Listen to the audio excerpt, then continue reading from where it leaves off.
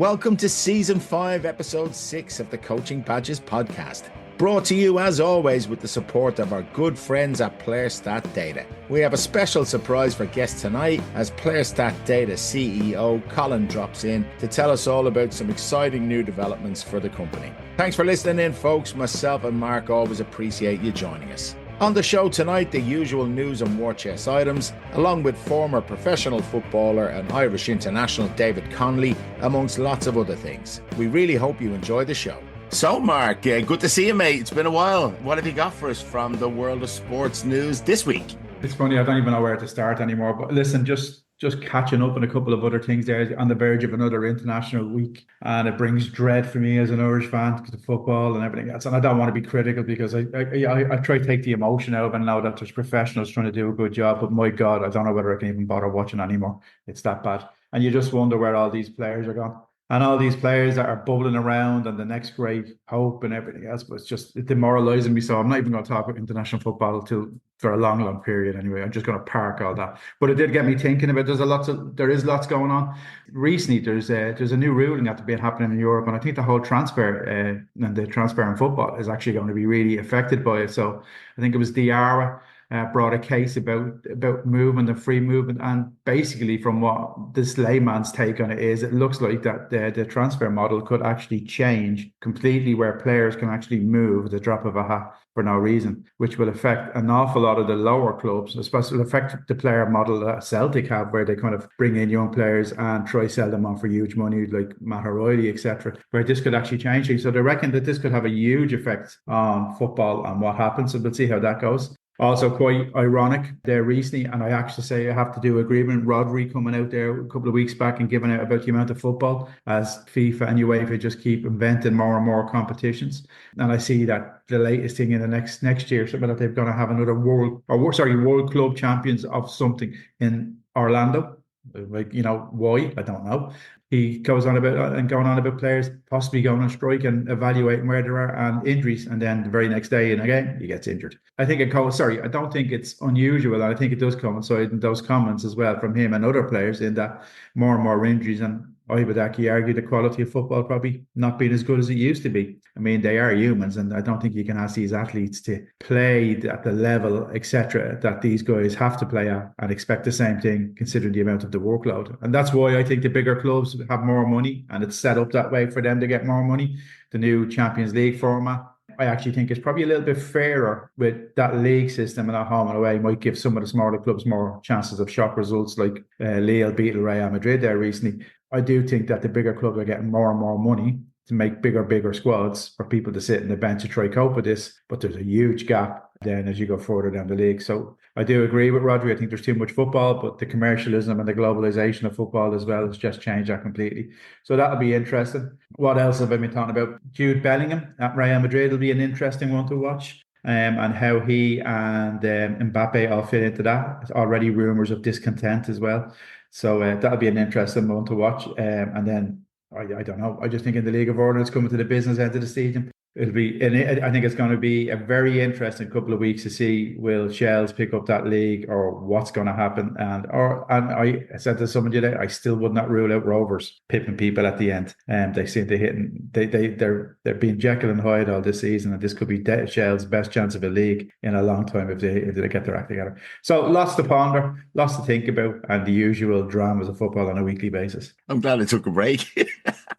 Listen, it's been great. You're right. There's so much. Obviously, the Premier League has kicked off in recent weeks. Interesting to see how that goes. Interesting to see how Slot settles in at Liverpool. Seems to have started okay, but I think it'll be the usual suspects at the business end. Congratulations to Athlon's women's team who clinched their league title last night. Good to see. And you're right. The first division in the League of Ireland. Congratulations to Cork City. Fantastic season. They've won the league already with games to spare, but it's coming down to the playoff end of that.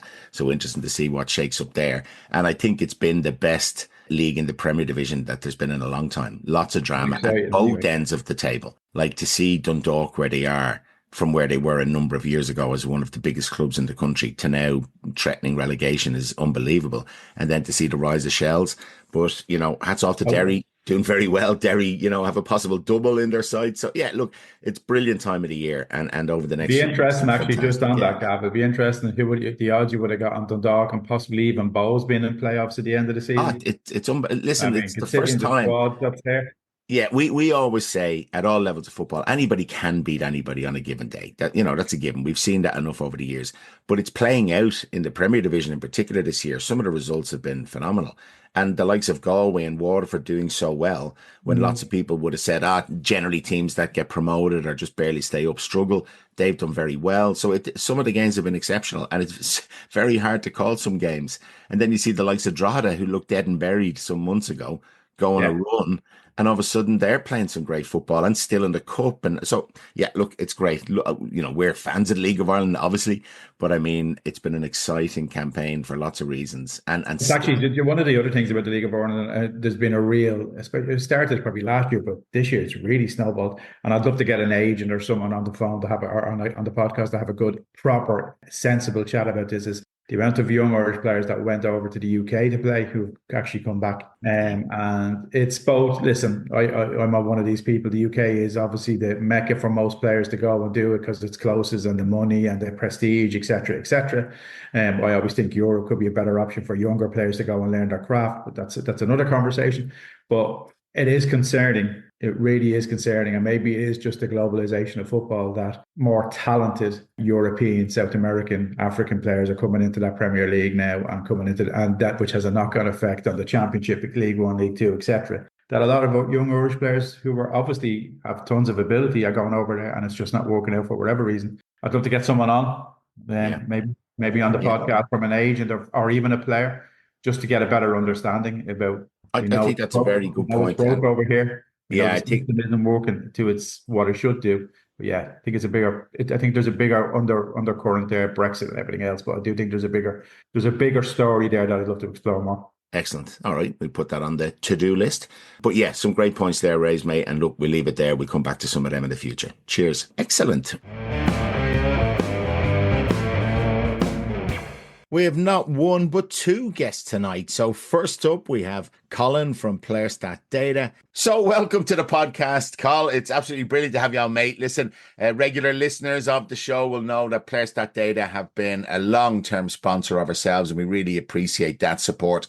And we're obviously looking to support you back. So recently, Colin, you guys have developed your Soccer Intelligence Player app.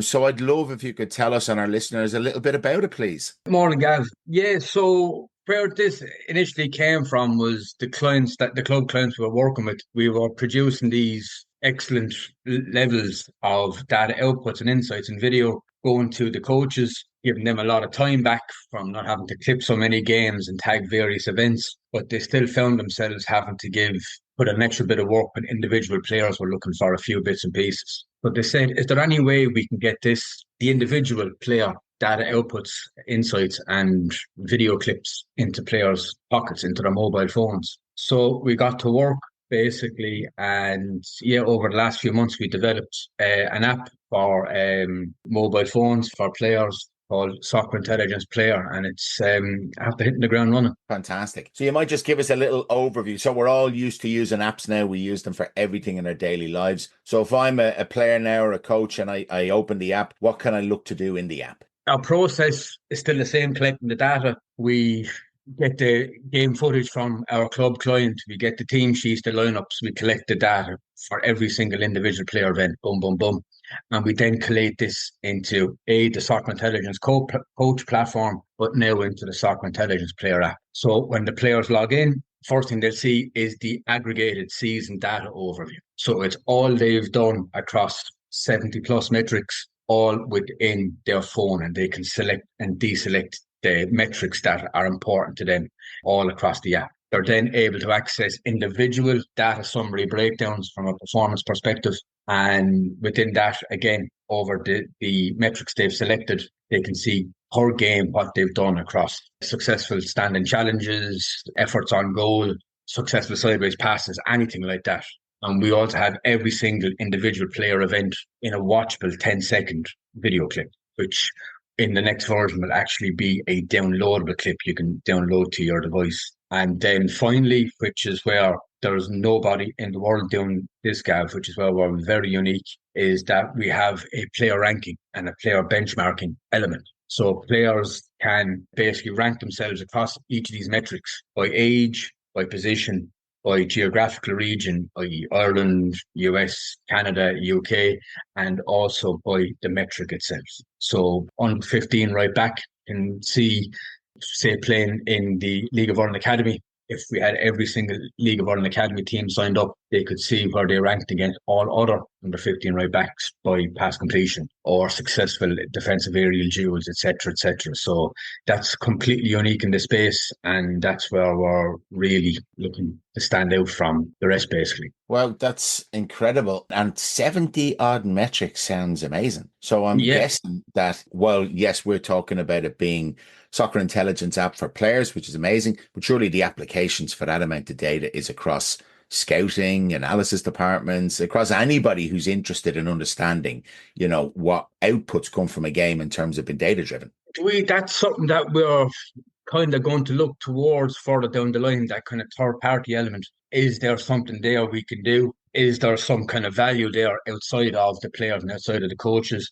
But for now, we're primarily focused on giving that power to the players, and at youth level, giving it to the parents as well. So if it's on all players can download the app. We're going in through the clubs. We sell it to the clubs. The clubs pay for it. They might put the cost back down to the parents, whatever they may decide. But then the player logins go to the club and they pass that down to the players. Once the players download the app from the App Store, from Google Play Store, they'll have their username and login. Their parents, like speaking at youth level, will also have that if they want.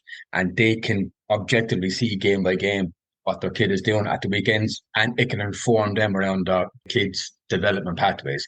Yes, he's starting to improve in this, or yes, she's actually a little bit weaker in this than we thought. We need to work on that, whatever it may be. So it just makes things more transparent, as opposed to hearing from the coach, look, he could be doing better at this or she could be doing better at that. It gives we still need the subjectivity. It's very, very important in sport. It's very important in life to still have opinions and gut instincts. But our numbers can help give evidence to assumptions, or to, I actually thought that he was weaker at this, or yes, she's improving greatly at that, which just to give that evidence out. I think that's a great point, because you're right. Subjectivity and opinions and what people observe is very important, but to back it up with data and to go hand in hand with data, you can't argue with data. Data is what happened. You know what I mean? So you can have a thought on what happened and you might remember it differently to the fella sitting next to you, because I've often had that in dressing rooms where one had said, well, I thought I did this.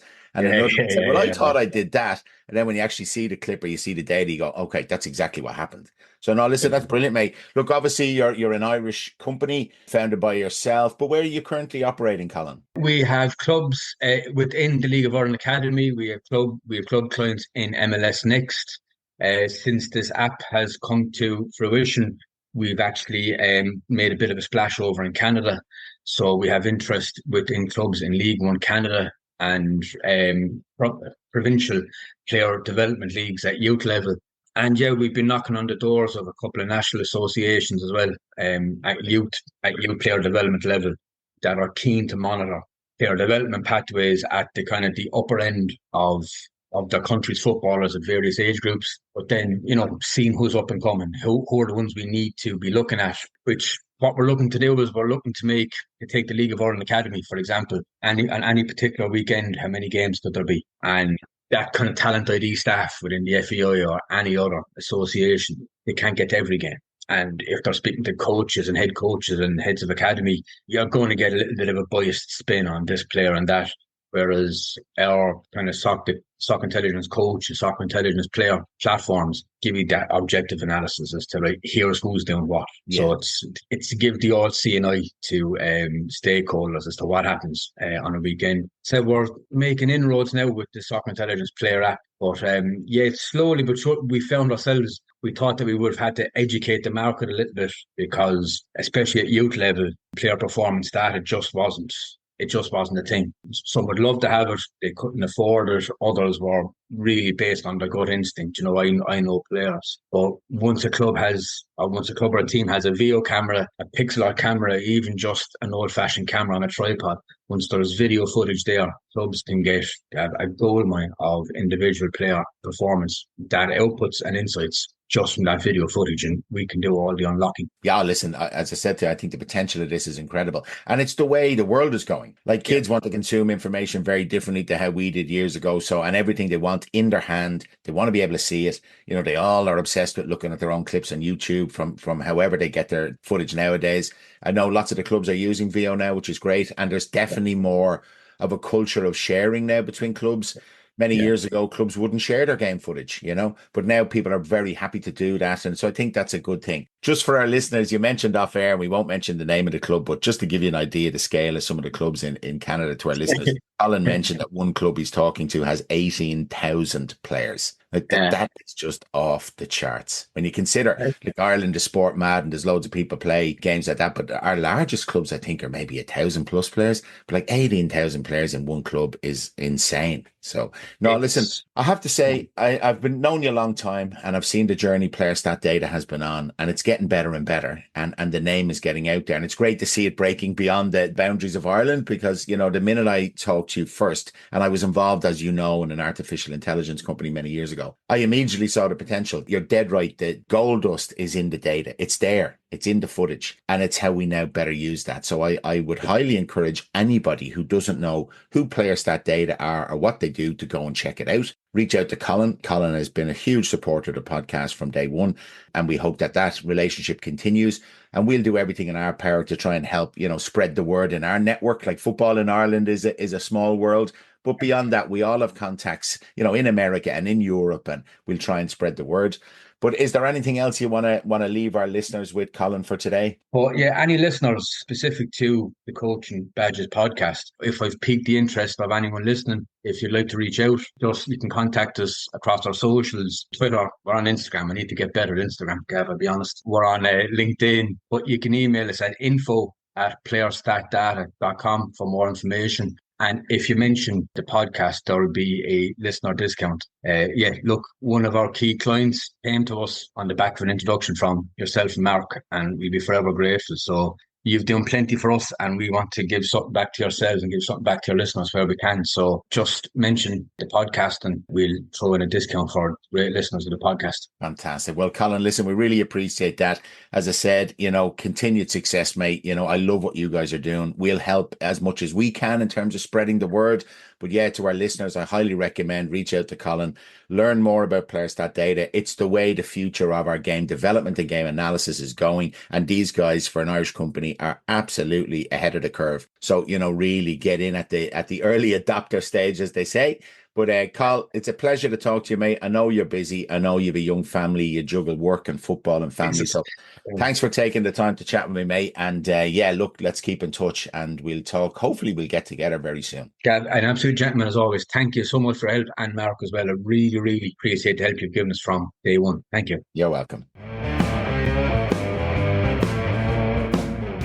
Moving on to our guest slot, and regular listeners will know that on every episode, we'll try to bring people on to offer a different perspective from their sporting careers, just in an effort to learn, share and grow. Tonight, we're absolutely delighted to be joined by David Connolly to talk about his journey as a footballer from the start of his career right up to his retirement at 38 and his subsequent media and journalist career. David played as a striker for various clubs, including Feyenoord and Excelsior in the Netherlands, as well as Wigan Athletic and Sunderland in the Premier League. David represented the Republic of Ireland national team at international level. He was a member of Ireland's 2002 FIFA World Cup squad.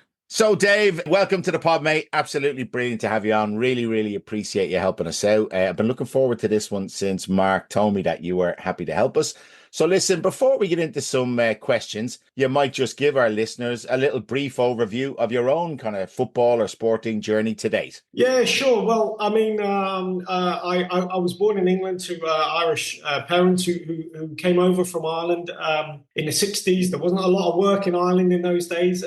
So to make something of yourself, you invariably had to leave home. And, my mum and dad settled in London and they met. And So I was born in London to a very, very Gaelic dominant family. Irish sport was the predominant activity of choice in our household.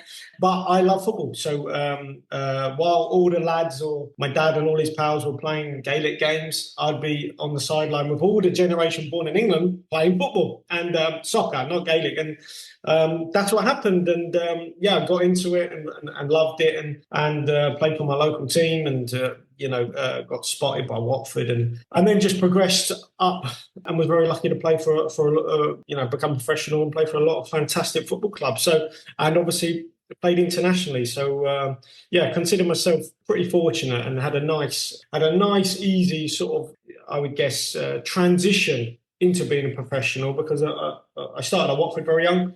And I made my debut as a pro at Watford. So, it seemed easier times in those days than the academy journey these days. But and I'm grateful for that. Oh, brilliant. That's interesting you say, because I remember back to when I grew up in Ireland. I played Gaelic and hurling as well as soccer. And I remember my grandfather, up to a certain point in his life, had never been to a soccer match. Yeah. And he'd always followed. He was a Tipperary man. My family are generally south, but he had never gone to a game, and he only went to a game because I was playing for a club. At that point, I'd gone down the soccer road. So that's interesting. I'm curious to know, you mentioned there Watford, which is where you got your start.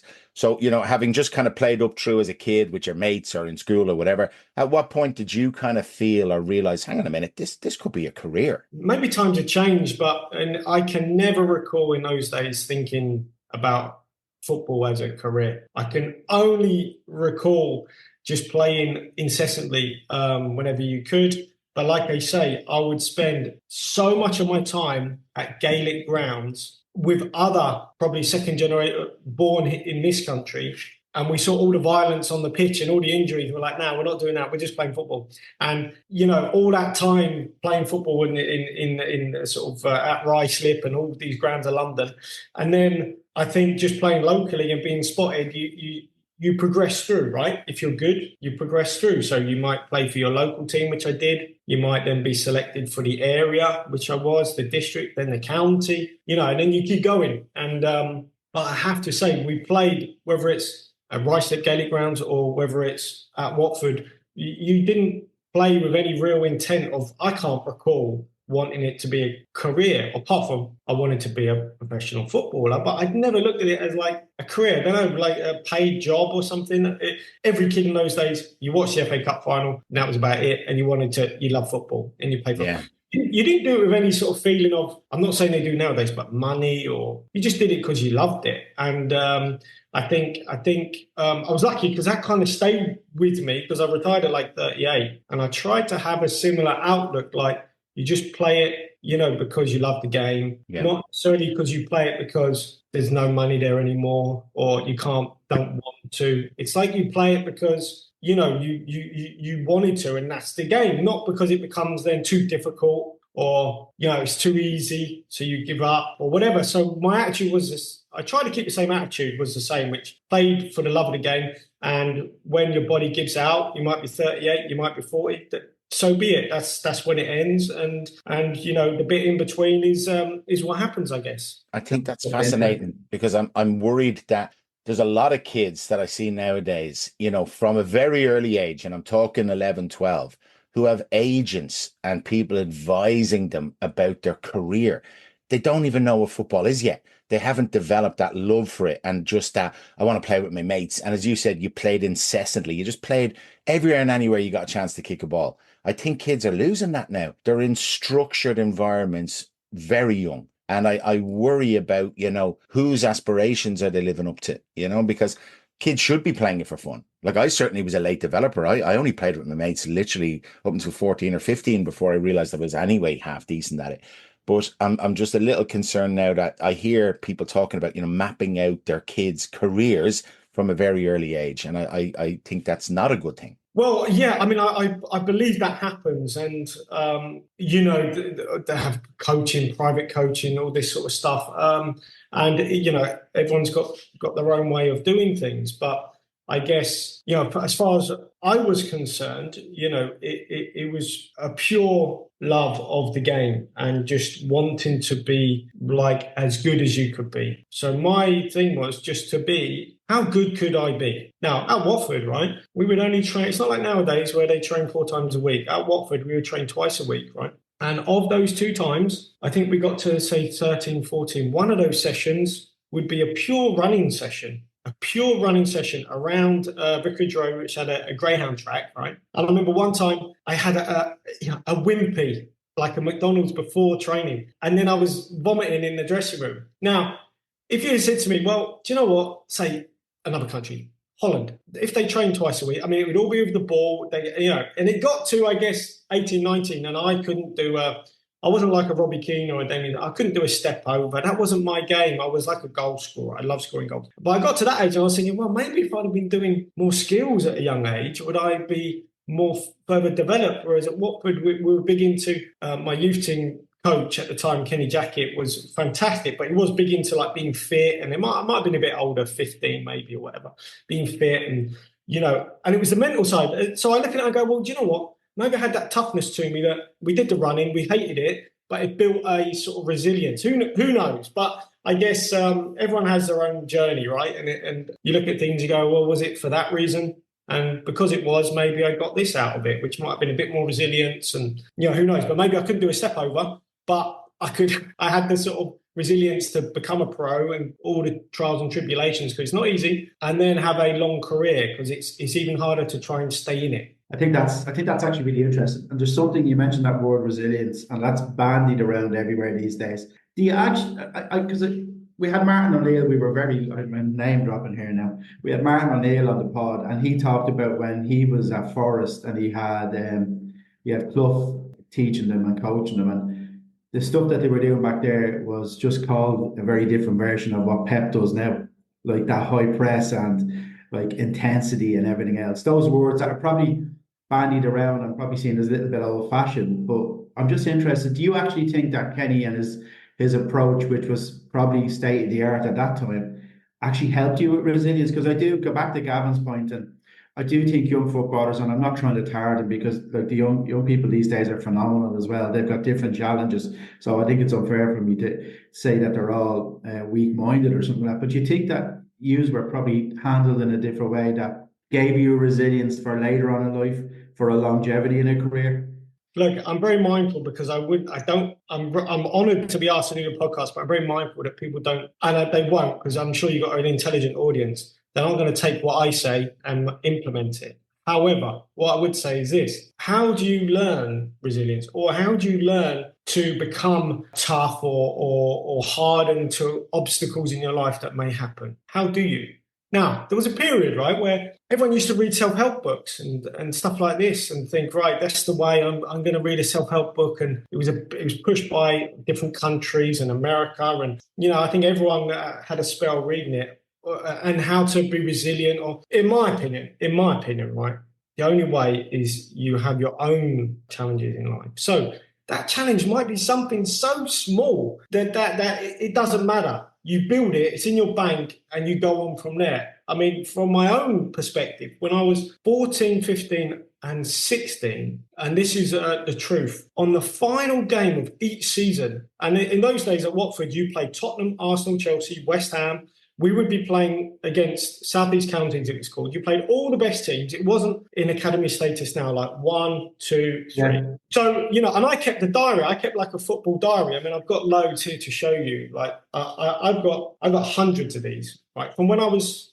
14, I've got these. And this is from 2010. But anyway, the point being, the last game of the season, I think I would be scored against Chelsea and all these, top teams, and I'd be flying or whatever, and I'd be playing, and I suffered a really bad injury in the last game of each season. Once I had a bad injury on my knee, had my cartilage removed. I spent the whole summer in a brace, rehabbing, the whole summer. And I look back on what I wrote, and I don't really mention it that much, apart from got injured, hurt my knee, and I remember I had it in a jar. I had a piece of my cartilage in a jar. Right, so that was 14. I played the next season. I get fit, score loads of goals. Last game of the season, I injured my knee medial ligaments. I'm in a brace the whole summer again. And that kept going until eventually, I think it was the third or fourth season, Watford said, you're not playing in the last game. Now, you could read about resilience, right? Or you could experience it. And that is your bank of being resilient. Like, you build it up. And as you go on, you might, I don't know, miss a penalty. Or,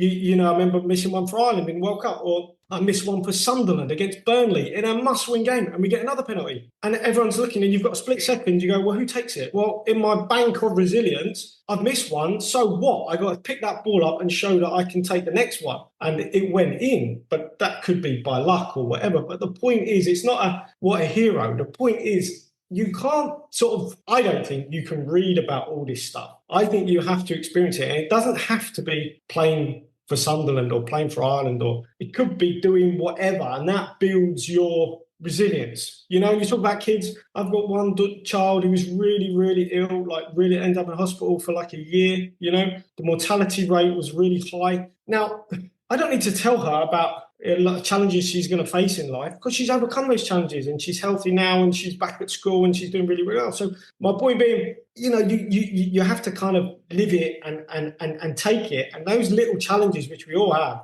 bank it, think about it. And when things happen again, you build that up. You can't read about it in a book. Let me tell you, the days of reading in a book about, I don't know, say someone famous and the resilience they showed. For me, I don't want to know. I don't care. For yourself, you have to do it yourself. And you can't live it through someone else's life, or this person or that person. That's what I think. I think that's a great point. I really do. We've talked to so many people. Gordon McClellan jumps to mind, Mark, who talks about, parents now constantly trying to protect and parachute in and save kids from experiencing anything negative. And they don't learn resilience. So I do think it's very important. And you're right, lived experience is a hell of a lot better than reading it in a book. Listen, I'm curious, Dave, you mentioned Kenny Jackett there, one of your first coaches. You've had a phenomenal career. Like you've played professionally for a long, long time. You've played in the World Cup. You've represented your country. Who were the other kind of coaches along the way that, motivated you or inspired you, or that you just got on with or respected? Yeah, I mean, like I say, very lucky at Watford, Kenny Jackett, Stuart Murdoch, they were ones who would invariably pick me up.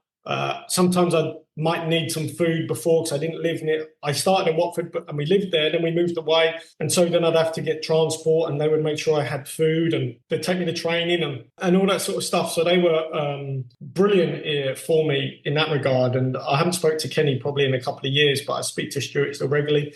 And obviously then after then you become into more, that was from 10, 11, 12 onwards till I was 18. And then you sort of move on into your professional managers. Like Mick McCarthy was great for me, honest as the day is long. I got on so well with Mick, he even stayed at my house, and I knew his wife Fiona, and there's people like that who I gravitated towards, and I played under a couple of managers a few times, like Alan Pardew signed me twice or whatever. And there's some managers that I played for multiple times. I played with Roy Keane and then he signed me. So I'd like to think those that worked with me thought, he's all right, we'll work with him again. So as I said, I was kind of lucky in having that settled early start at Watford for sure. What do you think, actually, just before I get to the next question, just interested, you said a couple of managers signed you. What is it, do you think, that they saw or identified in you? Is not outwit of your ability, that they thought that you were just a good person to have in their squad and their team? Well, I mean, look, make no mistake. I think you have to be. We're talking about top level sport here, right? And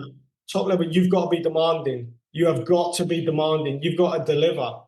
You can't just think, oh, he's a nice guy. It's not about being a nice guy, because I was demanding as anyone. What do you mean by demanding, David? Tell me what that looks like. What's that mean? Well, that would be like, training being really good. I was obsessed with training, and would train on my days off. I would train in the afternoons. Rightly or wrongly, I didn't just do team training. I looked at myself and what I had to do, and I would spend so much time working on my game, and it leads you where it leads you, right? So Ronaldo will be Ronaldo and Messi will be Messi. Doesn't matter. All you can do is focus on what you personally can do to be the best version of you. And that's what I did. Now, I kind of was helped along the way a little bit, because I had the inclination, but I didn't know what to do until I went to Holland. I went to Holland as a teenager, and I got very friendly with another player who was Russian. And he had an amazing touch, right? His name was Igor Korniev, and I think he was at Espanyol in Barcelona, and he was, I don't know, Russian. He could play a bit.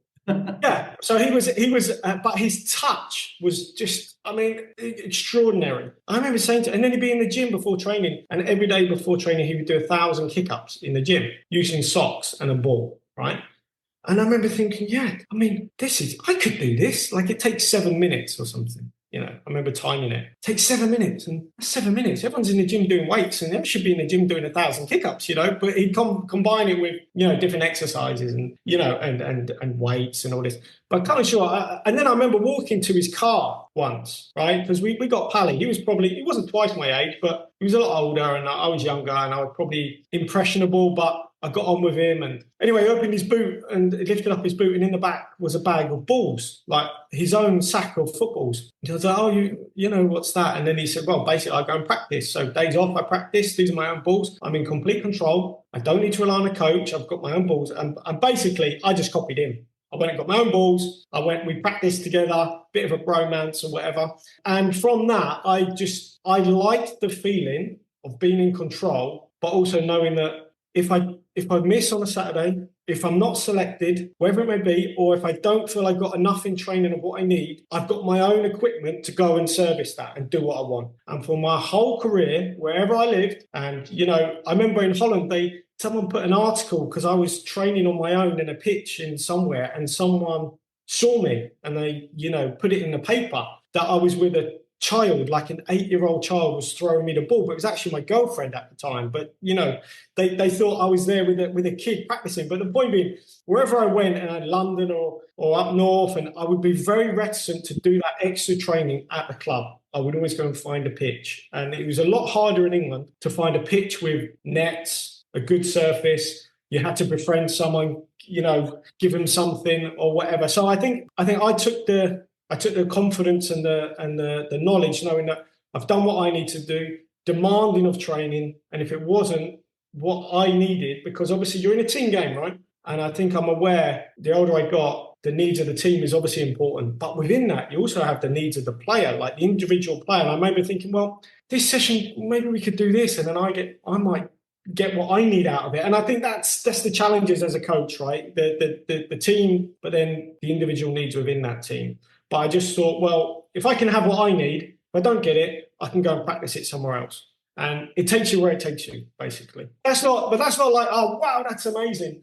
To me, that's kind of normal. I mean, basics. Like, if you play a lot of football, right? So if you're a certain player and you're playing Premier League, but we can't all be that player, right? But if you're playing Premier League, Champions League, international football, you know, you don't have the time to practice. But I'm talking about when you're younger, coming up, 18, 19, 20, 21, and you're working your way in the game, and people say, I trained hard. And I remember thinking, well, have you really? You know, it's like people who study for exams. Well, I studied for, you know, the last 6 weeks. No, that's not working hard. Like, my kids, studying for exams isn't like 6 weeks ago. It's 6 months, 12 months ago. That's studying for your exam. So, I mean, yeah, demanding. I'd be demanding if someone was going to sign me. And I think they didn't mind that. And obviously, someone in a dressing room, it's not all about how good you are with the ball. It's about your personality in the dressing room, demanding of others, you know, because a lot of it is the will to win, but also those around you and being a team and coming through adversity and all that sort of stuff, and being selfless, but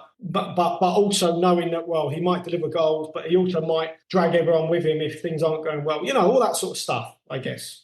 Have you got good memories of Holland, David? Well, I scored in my debut, right? And it's an incredible club. I remember when I first went there, they had to build a purpose-built stand because everyone watches the first day of training like it's first game of the season. So there's like thousands and thousands of people there. I was completely in awe. And also, I didn't expect it at all. I didn't expect that sort of level. We played in Feyenoord Stadium for Ireland. So I knew it was this incredible theatre. But, I mean, the passion of the fans is just like something you never, ever... I mean, I'm very, very fortunate, you know, to go there. Saying that, I wasn't good enough when I went there. Probably wasn't ready. I scored in my debut and I was playing, but I knew I wasn't quite good enough. I mean, I had a good team. The season I left, they won the UEFA Cup. So that's the level of the team, right? They were a good team. But I think by the time I left, I was probably good enough. And I was playing and they offered me a new contract. So I think I was ready or in and around that sort of level. But I probably wasn't when I went there. But incredible country. If anyone said to me, what's Holland like to live? I would say I would go there in a bat. No problem. Fantastic place. Really loved it.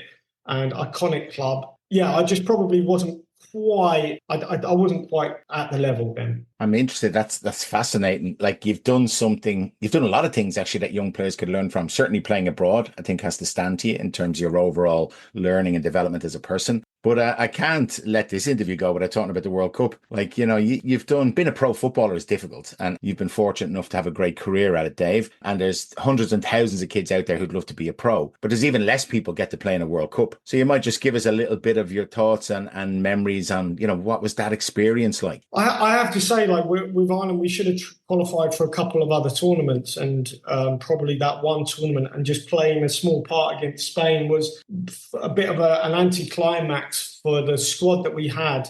And we were just so unlucky, like Macedonia, the playoffs, going out on away goals, all this sort of stuff. Really, you feel like you just didn't fulfill what we had. And that's a real shame, because you look now at a 2014 tournament and you think we would have breezed through in a 2014 tournament. And who knows, you might have played it a few more. So in that regard, it was a bit disappointing. But also, I look back on those times as great times, because it was a fantastic, we had an incredible squad full of, the absolute best players playing at the very, very top. And I was probably able to get in because we probably didn't have an abundance of strikers, and you might have just been in the right place at the right time. And, but for that, they don't throw caps away. So you get 40 odd caps, and then that's fair enough. And I consider myself very fortunate. But I also knew I was always on the coattails of these players, right? So I always wanted to go and play with great players. So I heard West Ham were interested. I want to go to West Ham. I want to play Michael Carrick. I want to play with Jermaine Defoe. I want to go and play with these great players. For Ireland, you're with these great players. But these great players, they love to go out. They love to socialise. They could, drink a few pints of beer. Let me tell you, I could not behave like they could and still stay on their coattails. So I very much knew that I love being around the lads, but to get on the same pitch as all these incredible players, like Dennis Irwins or Gary Kelly, and all these amazing players, Roy Keanes, and all these Duffers and Robbie King, to be on the same pitch as them, I had to be really at it, and fully focused, and take it as seriously as possible, because otherwise you're just going to fall away. So I did that, and that was the way that I had to. But a lot of the lads had a great social life. And I did go out with them as well, don't get me wrong, but they could do both and still be incredible talents. Lucky,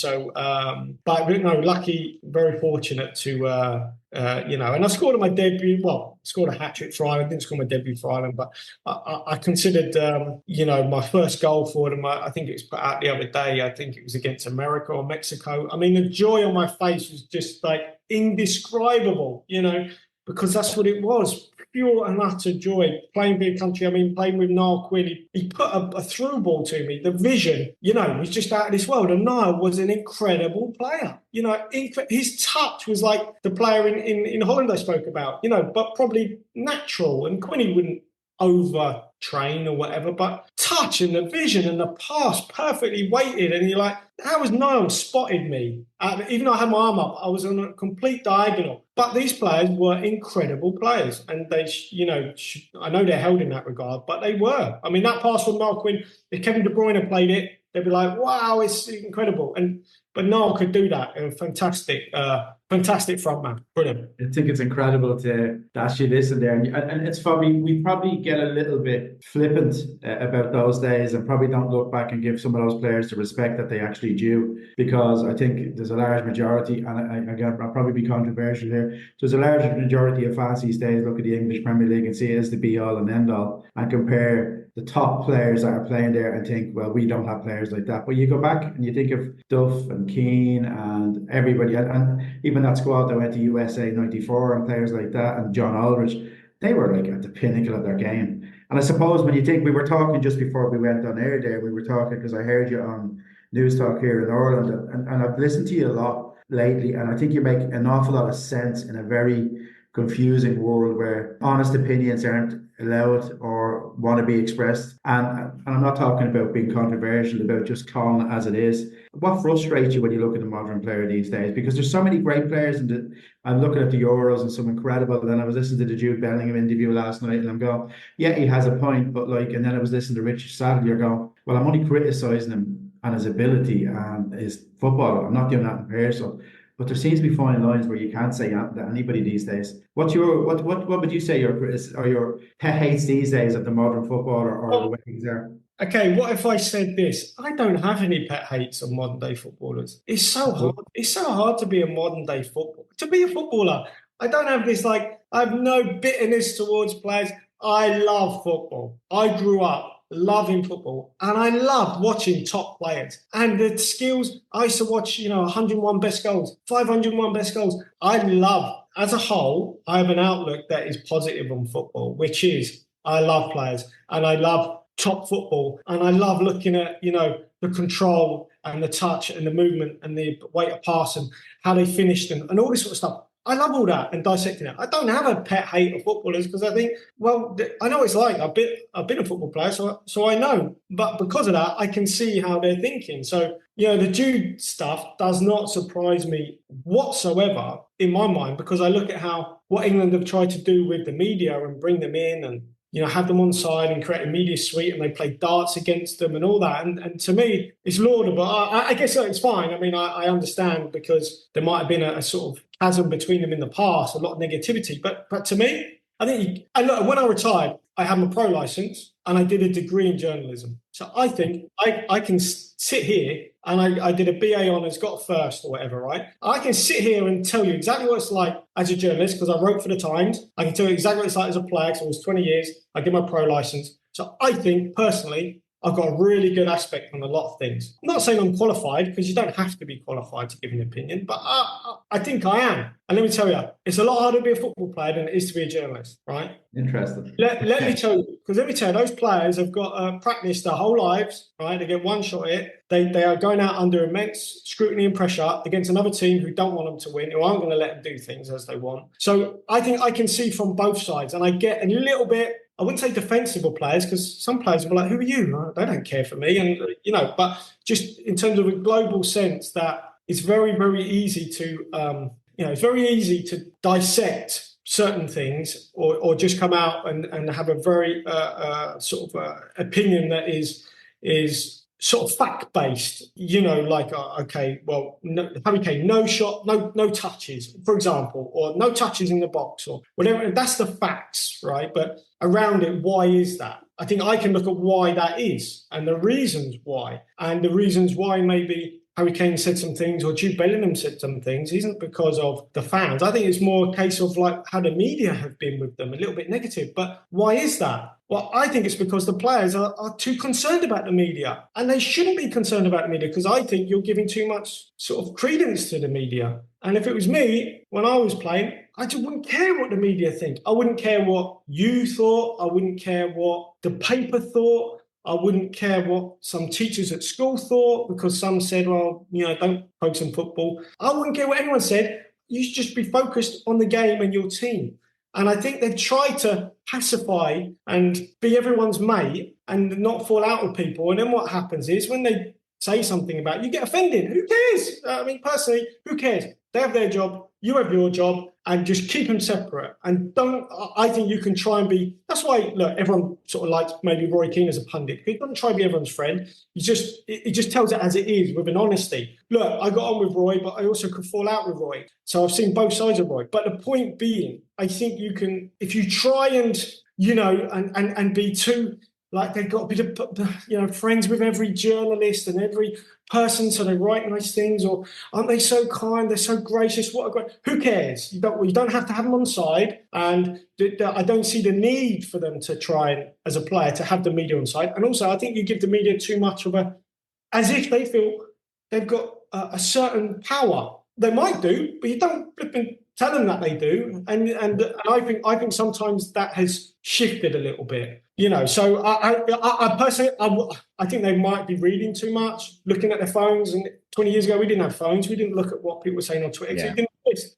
Whereas you might have the odd paper, and I'd have a black book of journalists. He said that about me. Oh, I don't like him. I'm not talking to him. And I might have been a little bit like that, because sometimes there might be a paper lying around. And you go, oh, what the hell? What is he on about? And you think, right, I'm not talking to him. That sometimes happens, I remember rooming with Gary Breen once, and he was like, don't pick up the, the Evening Herald. And I'd be like, all right, they've obviously slagged me off or whatever. And we'd have a laugh about it. But that would be the only time you'd come into contact what the media think. Whereas nowadays, you probably can't pick up your phone without it. And I think that's where, I'm not giving advice to these because they do what they want, but I think if you worry too much about what they say or what they think, it can certainly distort things. I think that's unbelievable. Do you think there's an element of, I look at some of the journalists now and I think they think they're personalities. Oh, yeah. I mean, look, don't get me started because I've got loads of good friends who are journalists, but one half of them, some think they know more than you as a player. And that could be, just in general, the whole thing around football. And also that their opinion carries a lot of weight. And you know what, maybe it does. You hear like some owners or football clubs, they might, they cite what fans think or what, the local media. Don't get me wrong, they are important. They do have a role to play, but ultimately you're at the wrong club if they're considering that opinion. They have to have their own. They have to have their own metrics of how they measure success. Like the Brighton owner, Tony Bloom, he will have his metrics on how he measures success. He doesn't read the Brighton Argus. And I'd imagine, although he would obviously listen to it or whatever, he wouldn't take that and that would influence his decision making. And I think, it's really important that you're talking high level sport here, that all the stuff that goes around it has to be put in its sort of place a little bit. And for the players, I don't think they have to come out and support their manager and all this, because to us it should be. They've worried so much about getting them on side. Now they're worrying too much the other way about supporting their manager, and you just think, well, that's what happens when you try and be sort of govern everything. They've got their job, you got your job, and just keep everything sort of professional. And I saw someone saying the other day, they're giving Declan Rice 2 out of 10 or something, and then Declan waved at them coming out of the mixed area. And you think, because Declan had probably been friendly with him, granted interviews or whatever, and you think, well, don't. Just keep them, just do your job, be professional, and they do their job. Very good. I think it's incredible. I love your honesty, Dave, and I love the fact that you're able to call it as it is. One thing I want to ask you, because the listeners won't see, you showed all these journals that you've had that you've kept for such a long, long time. Do you go back and revisit them and look at them, and how do you use them, or what do you use them? I try and. These are like, I don't know. There's. Oh wow! There's a coach I know called Mick Brown who's very close to us. He'd love you. He'd sit there for writing down everything, his books of stuff around him. Yeah, I mean this one is like, I don't know, from 2010 at Southampton. Love it. And I used to write down. I was a player in 2010. I don't know. I can't even work out how old I'd be. 34 maybe or something like that. But writing down what we did, warm up, possession, but then I'd also have things like, we had the PFA Christmas party and, the manager gave everyone the day off. And I sort of write down, don't do that, as if I'm the manager. Like, don't do that, because that means they'll be on they'll be drinking all night. We had 2 days off. And that means, and then I'm sort of thinking ahead to the game on Saturday going, right. And then I think we lost on the Saturday, but we got promoted anyway. But I remember I was writing everything down thinking, right, this is what I would do, or this is what the manager did. Let's see how it goes, so I kept these for like 10, 20 years, every training session going back, donkey's years. And I thought I would use them as being a manager. That was what I wanted to do. And maybe if things had been different, I might have done, but it didn't quite go that way. But yeah, cut long story short, I kept every sort of, everything that every sort of training session, you name it, I kind of chronicled everything. You should go back over that and start picking out little bits and put together a little book or something. It'd be brilliant, because some of them given us already today have been phenomenal. I remember traveled to Munich one year, and I went and met Louis van Gaal. I was probably still playing. I can't even remember the year. I would go all over and try and watch training, even from different coaches, different managers, visit different clubs. sometimes just off my own back, not paid for, just do it yourself. And had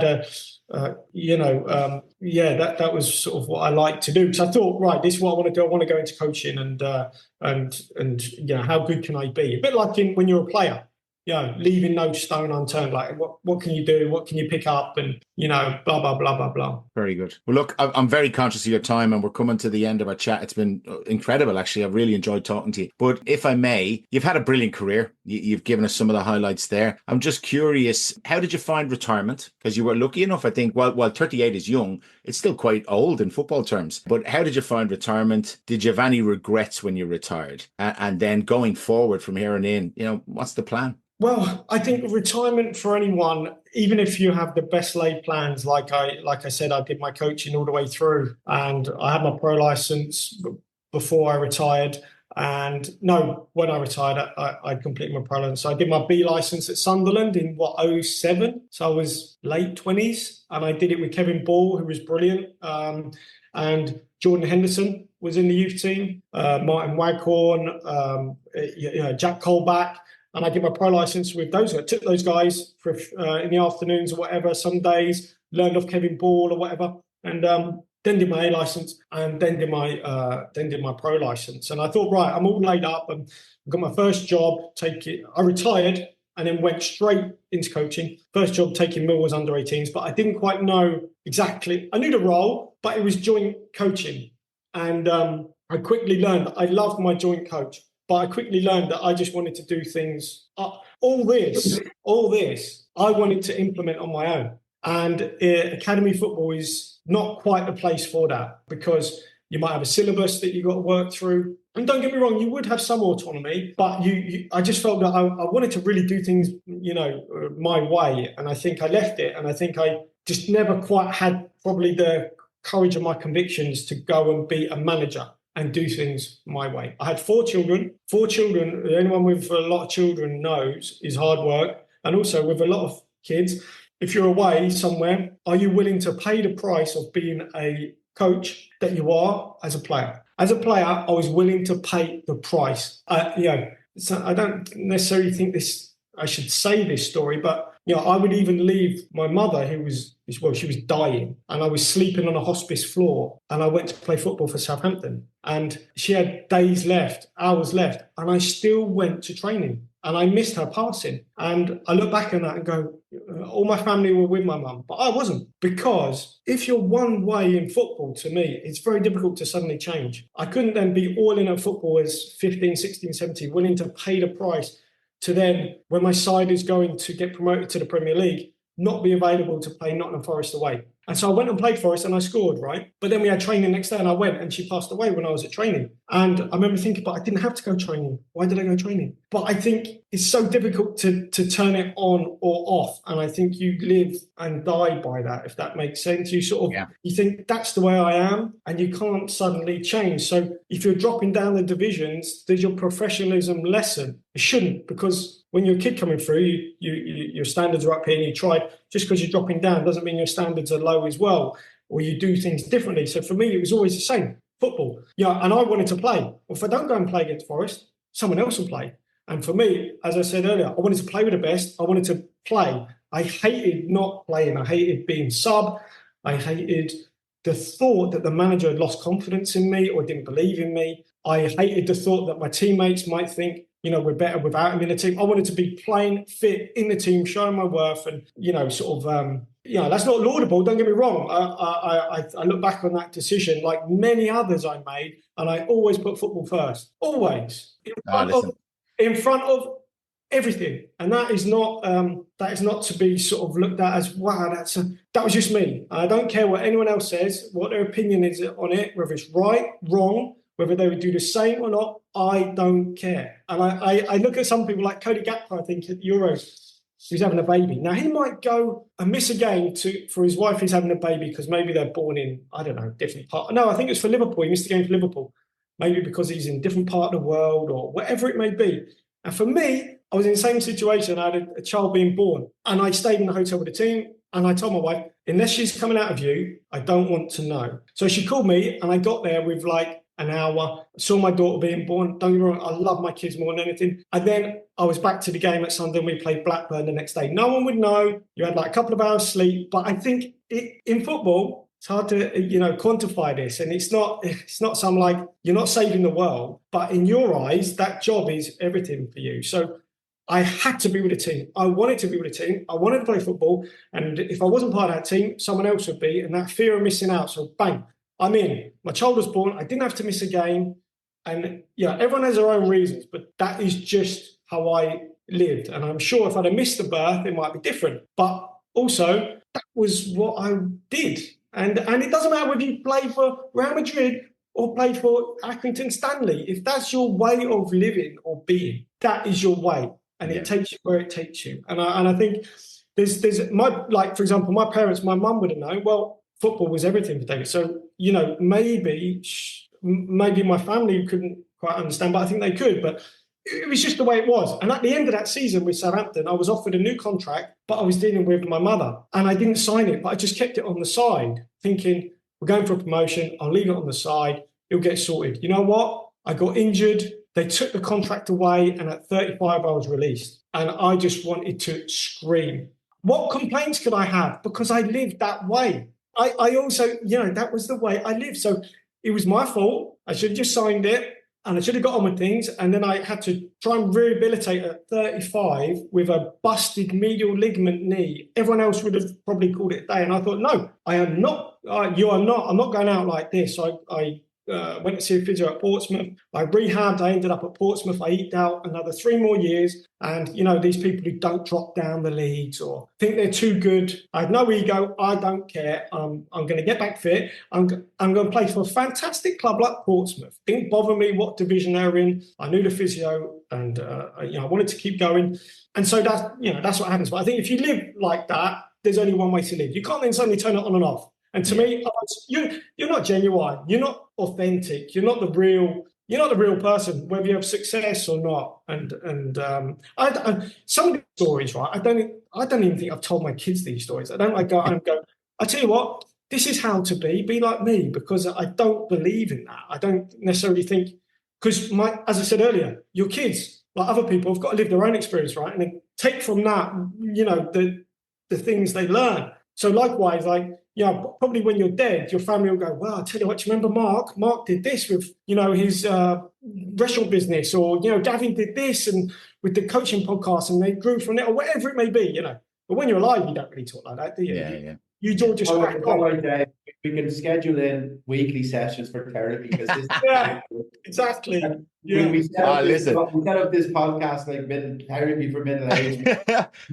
Listen, I really appreciate you being so candid there, because it's not often you get that, and I really do appreciate it. And I do think people, I really like that point you say, whether you're playing for Real Madrid or whether you're at the local club, when you really do invest heavily in this, the sacrifices you make are phenomenal. The things that you give up and the time you invest for other people's kids is mad. But no, listen, mate, it's been amazing chatting to you, but you're not done yet. No guest leaves the podcast without giving us their dream fantasy five-a-side team, Dave. So I'm really curious to hear yours. You've played with some crackers over the years. So who makes your dream fantasy five-a-side team, mate? Well, I've gone for an all-Irish five-a-side team. So nice. Good start.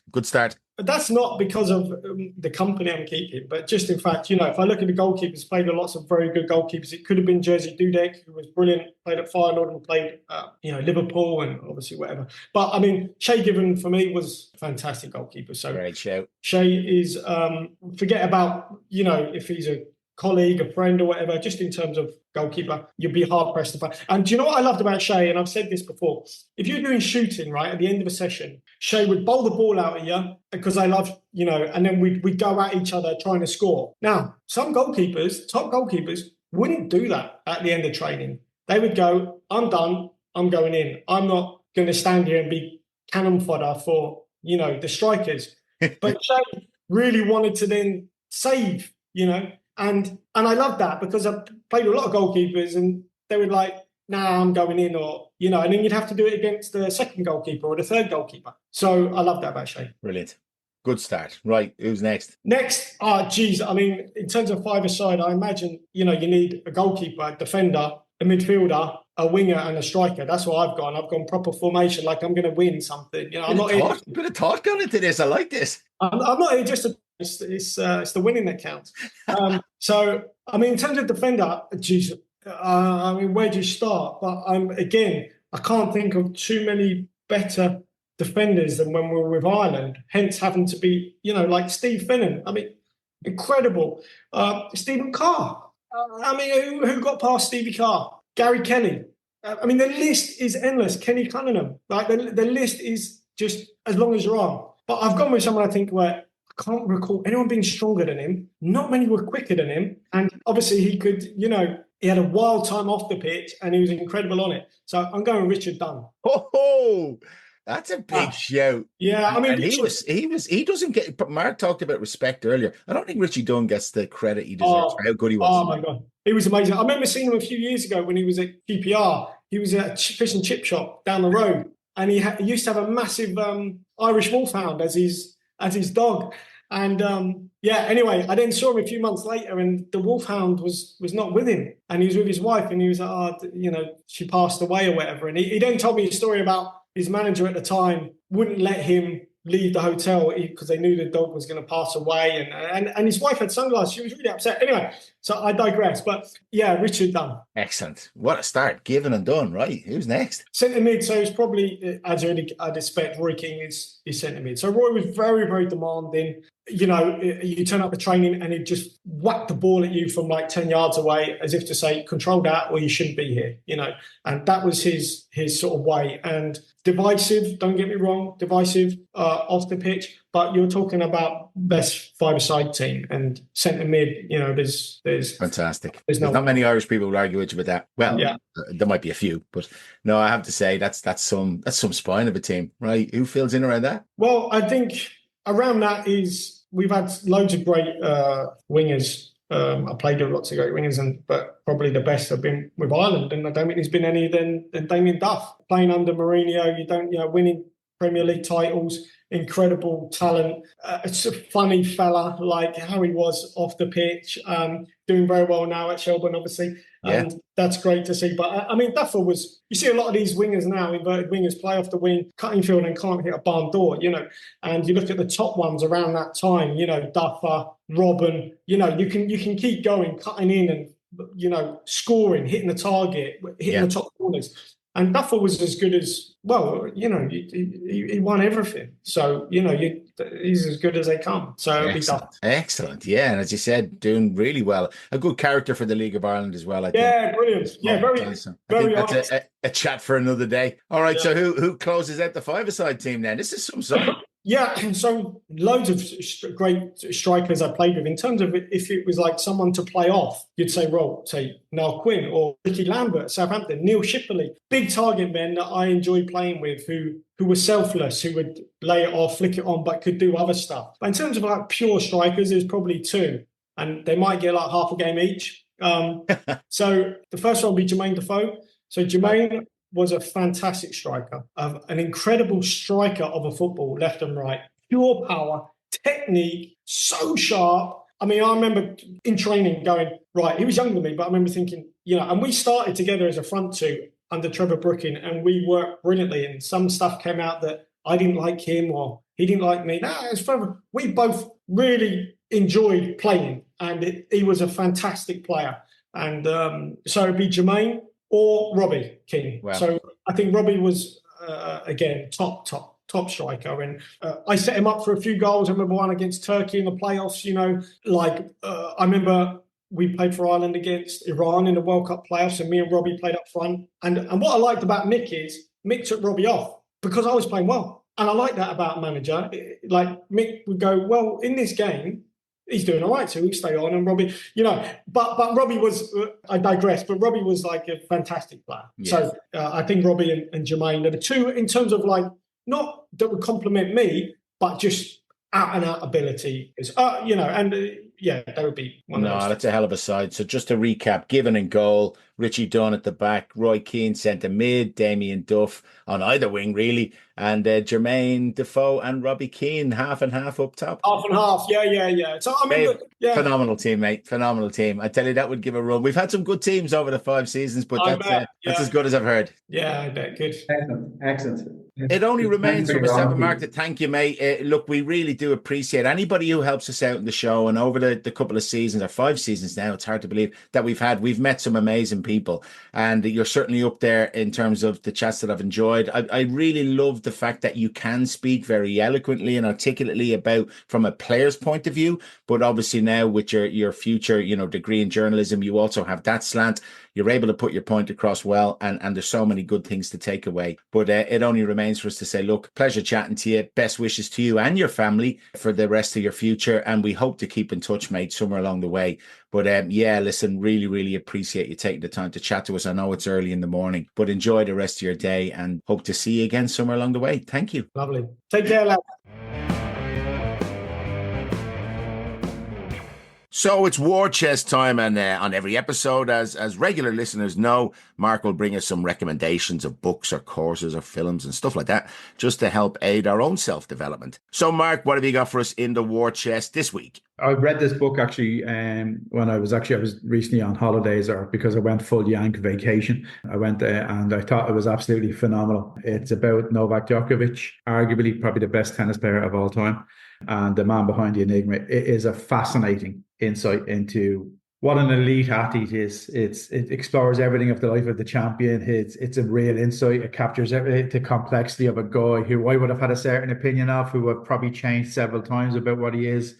But the levels he goes to be the best is just phenomenal. His commitment, the insights into him as a person, as a player. And I would really recommend it. Even if you haven't got any interest in tennis, but those who consider themselves interested in anybody who's the best at their game. Novak Djokovic. Novak Djokovic is the man behind the enigma. Really, it's called Searching for Novak. It's an excellent book by Mark Hodgkinson. It's really good read. There's another one of our friends, Mick Brown, sent to me. It's called Stand Firm: Resisting the Self-Improvement Craze by a guy called Sinead Brinkman, which kind of it challenges me because it challenges everything that I talk about self-help and making yourself better, and his theory and people's obsession with self-improvement. And it's quite funny and it's a bit witty. He's a Danish psychologist, and he talks about actually not being afraid to say, no, actually I'm grand with who I am. Brilliant. So it kind of twists a lot of things I would have thought, but it's a good read. It's a bit lighthearted. It's not overly heavy. So that was really, really good. And a really good documentary. I watched 2 really good documentaries. One is I went to an NFL game in America, and we'll talk about that another day. Talk about fan experience and entertainment. We are light years away from what they do. But one of the documentaries I watched was about Michigan college American football team, and it's called Sign Stealer, and it's really good. It's about a guy, a huge big Michigan fan, who got onto the backroom team and then was done for allegedly stealing the signs of the opposition player and helping them win a championship. Now, I have my own view. I don't think I think if anybody is clever enough to pick up on those traits, I don't think it's called stealing. I think it's called being clever. So that was really, really good. And there was another one on Netflix called Sprint: The Excitement of the Olympics Over the Summer, which is a really good documentary and probably one of the best sports in the world to watch, in the 100 meters and sprints. And it goes behind all of them and sees their career paths, their training, their stories. Yeah, it's really, really good, called Sprint on Netflix. Brilliant. I think Sprint season 2 is coming out. That will include the Olympics. Oh, fantastic. Yeah, I think it's due out in November. I watched that. I thought it was amazing. I'm always interested in the different approaches, how the Jamaicans, as an example, are so calm, relaxed. Then you have the Americans who hype themselves up. And it is fascinating just to see the different psychological approaches to their sports. But yeah, very good. Speaking of American sport, I'm sure you've seen it, but I watched Receiver on the back of watching Quarterback. Netflix brought out one on the wide receivers following, Devontae Adams, Justin Jefferson, George Kittle, Debo. I love Debo Samuel. He's in it. Amon-Ra St. Brown. Just following these boys who are the main men in terms of that position in the NFL, and to see their different arcs and their challenges and all that kind of stuff. What always fascinates me about American sport is the kind of entourage around the people. Definitely worth watching. Really, really good. And the last thing I'll mention, mate, we spoke just before off air on some books and stuff. I just finished How to Win the Premier League. It's by Ian Graham, huge advocate of data analysis, using data models for examining players, both from a performance analysis point of view and a scouting point of view. Would have been, one of the guys at the forefront of this, went from Spurs to Liverpool, really drove that whole model at Liverpool very successfully. So fascinating stuff in terms of the level of detail that they get down to and analyze. So we've said it a long time ago. I think data isn't going away, and the better clubs are harnessing it better than others. So yeah, that's really interesting. How to Win the Premier League by Ian Graham. So check that out. It wasn't by Mikel Arteta, that book, anyway. Ooh, easy. Steady on. It's actually just on that, and I know it's just, I'll deviate there for a second. And you were talking about that. I went to an NFL game, as I said, when I was in Florida. I went to see the Buccaneers play Denver Broncos. It is phenomenal. And I know there's a lot of people, because it goes on for so long, watching guys that size and that build run with all that gear on and that kind of heat is phenomenal. And when you talk about data, analyzed to death. It is back to back, 7 days a week, 24 hours a day, podcast show, analyst show, everything, breaking every play. They've got people like Tom Brady now is back analyzing, and they even critique his analysts on a Monday after the show. Wow. So they break down the commentators, where they go, what they did, but it's just absolutely. It really is a different level, isn't it? Really is. Yeah, it's interesting. It is very, but yeah, you're right. I don't think data is going anywhere. No, fantastic. All right, mate. Some great recommendations as always. Looking forward to catching up with you soon. Cheers. Lovely. That's it, folks. The end of season 5, episode 6. We hope you enjoyed it as much as we did. It's absolutely great to be back. Thanks and a huge shout out to Colin and the amazing team at PlayerStat Data for the updates that he provided tonight. Exciting times ahead for sure. Massive thanks to David Connolly for joining us for a chat. David's honesty and insights were refreshing to say the least. Continued success, mate. Hope to catch up with you down the road. We'll be back next month with some more chat and discussion. Get in touch with us as always on Twitter or X @CoachingBadges. Stay safe and remember, when it comes to coaching, there's no right or wrong way, but there's always a better way.